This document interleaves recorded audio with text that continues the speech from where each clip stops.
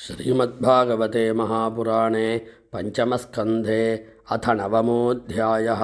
श्रीशुक उवाच अथ कस्यचिद्विजवरस्य अङ्गिरः प्रवरस्य शमदमतपस्वाध्यायाध्ययन त्यागसन्तोषतितिक्षाप्रश्रय विद्यानसूयात्मज्ञानानन्दयुक्तस्य आत्मसदृशश्रुतशीलाचाररूपौदार्यगुणा नवसोदर्या अङ्गजा बभूवुः मिथुनञ्च यवीयस्यां भार्यायाम्।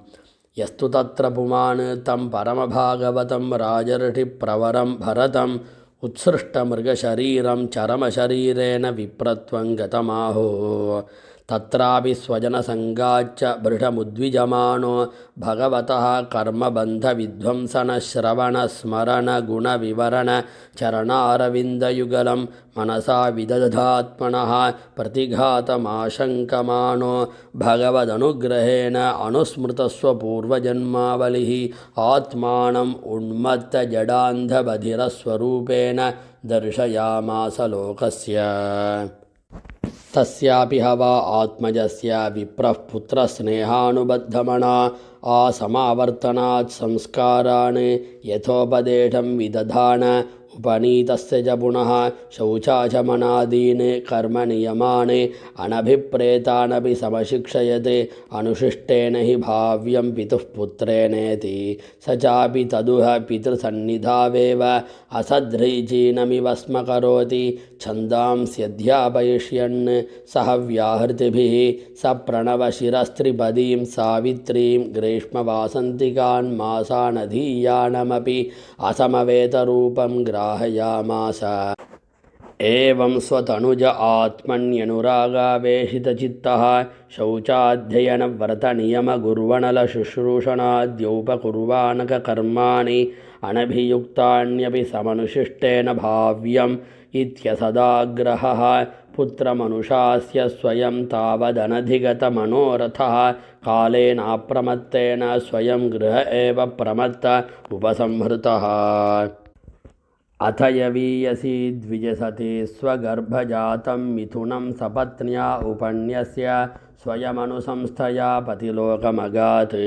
पितर्युपरते भ्रातर एनमतत्प्रभावविदः त्रय्यां विद्यायामेव पर्यवसितमतयो न परविद्यायां जडमतिरिति भ्रातुरनुशासननिर्बन्धान्यवृत्सन्त।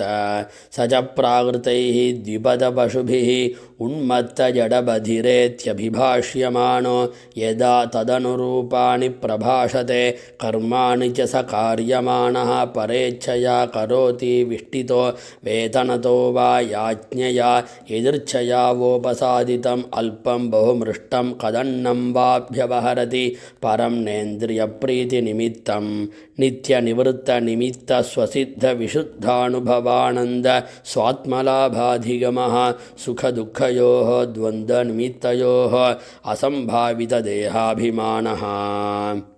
शीतोष्णवातवर्षेषु वृषैवानावृताङ्गः पीनः संहननाङ्गः स्थण्डिरसंवेषणानुन्मर्दनामज्जनरजसा महामणिरिव अनभिव्यक्तब्रह्मवर्चसः कुपटावृतकटिः उपवीतेन उरुमशिना द्विजातिरिति ब्रह्मबन्धुरिति संज्ञया अतज्ञजनाभमतो विचचार। यदा तु परत आहारं कर्मवेतनत ईहमानः स्वभ्रातृभिरपि केदारकर्मणि निरूपितः तदपि करोति किन्तु न समं विषमं न्यूनमधिकमिति वेदकणपिण्याक फलीकरणकुल्माषस्थालीपुरीषादीन्यपि अमृतवत् अभ्यवहरति। अथ कदाचित् कश्चित् वृषलपतिः भद्रकाल्यै पुरुषपशुम् आलभतापत्यकामः। तस्य दैवमुक्तस्य पशोः पदवीं तदनुचराः परिधावन्तः निशीथसमये तमसावृतायाम् अनधिगतपशव आकस्मिकेन विधिना केदारान् वीरासनेन मृगवराहादिभ्यः संरक्षमाणमङ्गिरप्रवरसुतमुपश्यन्। अथ त एनमनवद्यलक्षणमवमृश्य भर्तृकर्मनिष्पत्तिं मन्यमाना बद्ध्वा चण्डिकागृहमुपनिन्युः मुदा विकसितवदनाः। अथ पनयस्तं स्वविधिनाभिषिच्य अहतेन वाससाच्छाद्य भूषणालेपस्लक्तिलकादिभिः उपस्कृतं भुक्तवन्तं धूपदीपमाल्यलाजकिसलयाङ्कुरफलोपहारोपेतरया वैशसंस्थया महता गीतस्तुतिमृदङ्गपणवघोषेण च पुरुषपशुं भद्रकाल्याः पुरत उपवेशयामासुः।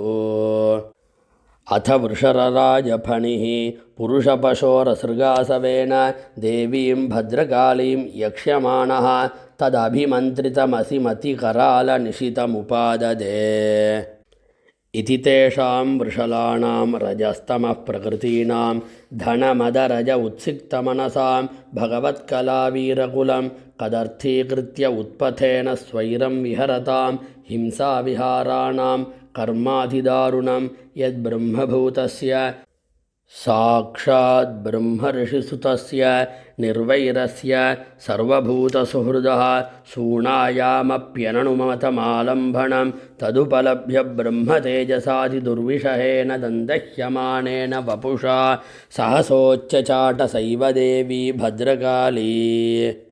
भृशममर्षरोषावेशरभसविलसितभ्रुकुटिविटपकुटिलदंष्ट्रारुणे क्षणाटोपाति भयानकवदना हन्तु कामे वेदं महाट्टहासम् अतिसंरम्भेन विमुञ्चन्ति तत उत्पत्य पापीयसां दुष्टानां तेनैवासिना विवृक्णशीर्ष्णां गलास्रवन्तम् असृगासवम् अत्युष्णं सह गणेन निपीय अतिपानमदविह्वलोच्चैस्तरां स्वपार्षदैः सह जगौ ननर्त च विजहार च शिरः कन्दुकलीलया।